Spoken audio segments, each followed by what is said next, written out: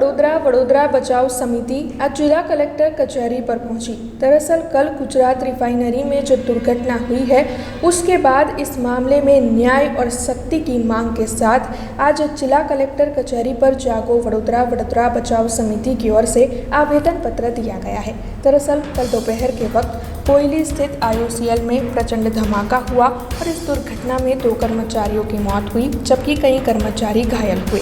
हालांकि कुछ साल पहले जो भोपाल गैस दुर्घटना हुई थी उसे कोई भी नहीं भूल पाया है।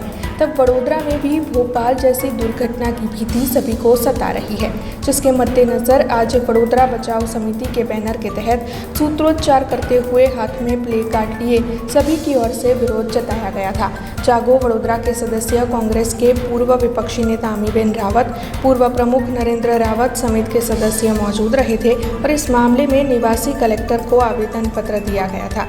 साथ ही ये जो आवेदन पत्र है वो गुजरात के मुख्यमंत्री भूपेंद्र पटेल को संबोधित करते हुए दिया गया था।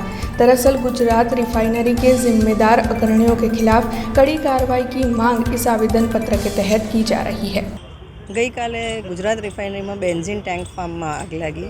एक टैंक में आग लगभग 3:30 वागे ब्लास्ट थईने लागी। ब्लास्टनी असर लगभग 5 किलोमीटर रेडियस में आई। तेम छतां आजूबाजूना गामों में लोकोना बारीओना काच बी तूट्या। ऑफ साइट हजार्डस इंडस्ट्री हती। तेम छतां जे कन्सर्न डिपार्टमेंट रिस्पोन्स टीम्स छे ए लोकोने जाण करवामां नथी आवी। वडोदरा महानगर सेवा सदनने राते 8 साढ़ा 8 पछी ऑफिशियली जाण करवामां आवी। लोको पोताना रीते बने तेम पोलीसथी लईने तमाम तंत्र पहोंच्युं, पण एक्चुअली जे डिઝાસ્ટર મિટિગેશન प्लान प्रमाणे सिस्टम एक्टिवेट थवी जोईए नथी थई। वडोदरा शहेरमां भोपाल गैस ट्रेजेडी पछी 1984 थी ऑफसाइट इमरजन्सी प्लान रेडी है, पण ए ऑन पेपर होय छे, कलेक्टरना रूम में होय छे अने एने 2 वर्षे रिव्यू करीने पाछा लॉक एन कीमां मूकी देता होय छे। रिस्पोन्स जे करवानो होय ए एजन्सीज साथे शेर करवामां नथी आवतो। कालनी दुर्घटनानी बात करिए कि जाते जो तीजी टैंक में भी आग लगी होत तो आजूबाजूना 40,000 लोकोने इवेक्युएट करवा पड़त अने जो एनाथी पछी ए कंट्रोल बहार जात तो कदाच वडोदरा शहेरने भी रिस्पोन्स करवू पड़े ए रीतनी हतुं, पण आजूबाजू जे रिस्पोन्स टीम्स छे ए लोकोने तो जाण ज नहोती।